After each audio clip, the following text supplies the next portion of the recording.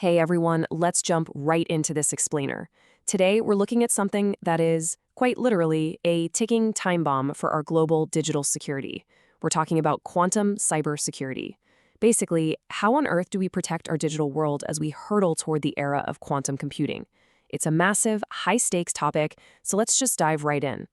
I want you to imagine this scenario for a second. What if today's absolute strongest passwords, your encrypted bank transactions, highly classified military communications, all of it, could be cracked wide open in just a matter of minutes? Not centuries, which is what it would take today, but minutes. This isn't some sci-fi movie plot. This is the very real challenge that quantum computing brings to the table. See, while these machines are going to bring incredible breakthroughs in medicine and AI, they also completely shatter our basic assumptions about digital security. So, here is our roadmap for this explainer. First, we'll look at the quantum computing threat. Then, breaking modern encryption. Third, this concept of harvest now, decrypt later. Fourth, building quantum-safe defenses. And finally, securing our digital future. All right, Section 1, the quantum computing threat. To really grasp the crisis here, we have to understand the catalyst, how quantum computing introduces a totally new computing paradigm. So traditional computers, the ones we use every single day, process information using classical bits. A bit is strictly a 0 or a 1, it's binary. But a quantum computer uses something fundamentally different called a qubit. And unlike classical bits, qubits can actually exist in multiple states simultaneously. So quantum isn't just a faster traditional computer, it literally operates on entirely different rules of physics. Let's break down how qubits actually pull this off. It comes down to two wild concepts: superposition and entanglement. Superposition is what allows those qubits to exist in multiple states at once. And entanglement? That means two or more qubits become so connected that the state of one instantly affects the other, no matter how far apart they are. The big takeaway here is that these bizarre properties allow quantum computers to absolutely dominate specific tasks. They aren't necessarily faster at opening your web browser, but they are incredibly fast at complex math, optimization, and unfortunately for us, cryptographic calculations. Which brings us to Section 2, breaking modern encryption. Let's look at exactly how these mind-bending quantum properties actually become a weapon against the digital shields we use today. Think about internet banking, secure websites, digital signatures, your VPN, government communications. Every single one of these critical systems relies heavily on math-based encryption. Basically, they protect your data by locking it behind math problems that would take today's computers billions, literally billions of years to guess through brute force. That assumption, that the math is just too incredibly hard to solve, has been our global security shield for decades. But quantum computing changes that assumption entirely. Enter the ultimate lockpick: Shor's algorithm. This is a famous quantum algorithm that's exceptionally good at solving the exact mathematical problems our security relies on, things like integer factorization and discrete logarithms. So what's the real-world impact? It means that widely used public key systems like RSA, Diffie-Hellman, and elliptic curve cryptography, they could become completely useless the second large-scale, fault-tolerant quantum computers actually hit the scene. Now we're really dealing with a dual threat here. First, as we mentioned, Shor's algorithm targets public key cryptography and completely breaks it. The only real defense there is shifting to a totally new paradigm called Post-Quantum Cryptography. But then you have Grover's algorithm, which targets symmetric encryption. It doesn't break it completely, but it acts like a massive fast-forward button for brute force searches.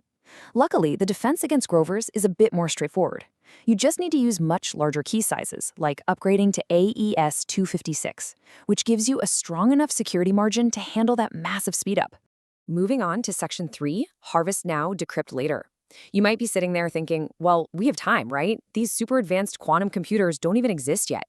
But here is exactly why this is a crisis for today. Picture this timeline. Today, a bad actor intercepts your highly encrypted data. They can't read a single word of it right now, but they just hoard it anyway, stash it on a server. Years pass. The data just sits there in a dark archive. Then, in the near future, a capable quantum computer finally becomes available. Boom. Decryption day. That old archived data is cracked wide open and exposed. Attackers are literally harvesting our encrypted data right now, playing the long game, planning to decrypt it the second the technology matures. And think about the kind of data we're talking about here. High-value targets for long-term storage, government records, sensitive healthcare data, financial information, intellectual property, long-term scientific research. This stuff remains incredibly valuable for decades.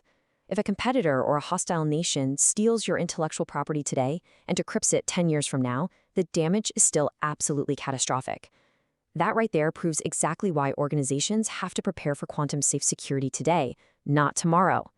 Okay, Section 4, Building Quantum-Safe Defenses. We've talked about the ticking time bomb, now let's read the defusal manual. Let's look at the proactive solutions the international community is building. So, how do we fight back? We basically have two major defense strategies. First is Post-Quantum Cryptography, or PQC. This is a massive math-based software upgrade, and the beauty is it runs right on our current classical computers. The second is Quantum Key Distribution, or QKD. Now, this is totally different. It's physics-based, and it can actively detect if someone is eavesdropping, but it requires highly specialized hardware. Because of that difference, PQC is what's going to be deployed widely across the everyday internet, while QKD will probably be reserved for really specialized high-security stuff like defense and critical infrastructure. After years of intense global research, these new quantum-resistant mathematical standards have finally emerged for PQC.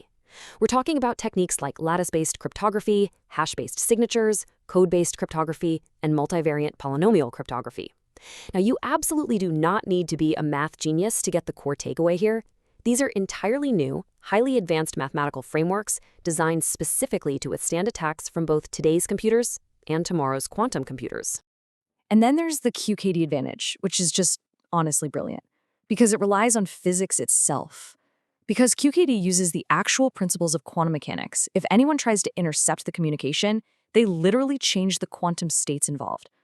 The very laws of physics expose the attacker, making any eavesdropping instantly detectable.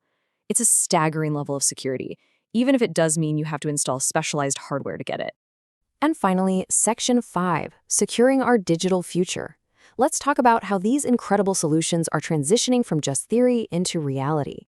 Organizations and governments all over the world are taking concrete steps as we speak. First, they have to identify their vulnerable cryptographic systems. Second, they do a massive inventory of all their cryptographic assets. Third, they test out those new quantum-resistant algorithms we just talked about. Fourth, they update their security protocols. And fifth, they plan out a massive, long-term migration strategy.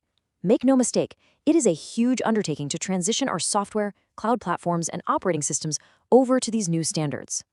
And this isn't just some niche IT problem. It is a global race. Billions of dollars are pouring into every critical sector right now. Banking, healthcare, telecommunications, cloud computing, defense, energy, manufacturing, space tech, they are all actively preparing today.